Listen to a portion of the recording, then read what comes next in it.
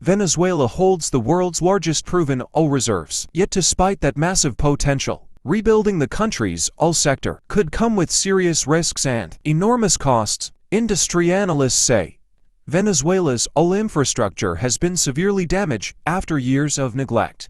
Restoring production would require billions of dollars in investment at a time when global oil prices remain relatively low. Adding to the challenge, Venezuela's crude oil is extremely heavy and expensive to refine, making profits far from guaranteed for U.S. oil giants. Political instability is another major concern. The country remains in turmoil following the removal of longtime leader Nicolas Maduro. This leaves more questions than answers about Venezuela's political future, said Clayton Siegel, a senior fellow at the Center for Strategic and International Studies, and that uncertainty weighs heavily on corporate decision-makers. On Saturday, U.S. Special Forces carried out a major operation, capturing President Nicolas Maduro and his wife, Cilia Flores. The pair were transported to New York, where they face charges including narco-terrorism conspiracy, cocaine trafficking, and weapons offenses. President Trump said the United States will temporarily oversee Venezuela until stable leadership is established. The same day,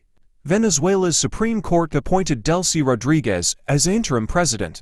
Rodriguez currently oversees the state-run oil company, PDVSA. Trump says American oil companies will help Venezuela reclaim its lost status as a global energy powerhouse. "We're going to have the biggest U.S. oil companies go in, spend billions, fix the broken infrastructure, and start making money for the country," Trump said. U.S. companies have a long history in Venezuela, dating back more than a century. American refineries were originally built to process Venezuela's thick crude oil, making the country a key strategic partner for decades. That relationship changed after socialist leader Hugo Chavez took control in 1999, nationalizing the oil industry and placing PDVSA under government control. Production has since fallen by more than one-third. Chevron is currently the only major American oil company still operating in Venezuela. Despite sanctions and political challenges, Chevron has maintained limited production, exporting roughly a quarter of Venezuela's oil to the United States. Experts say Chevron's long-standing presence gives it a major advantage. "You can't just walk into Venezuela and start pumping oil," said energy analyst Michael Clare.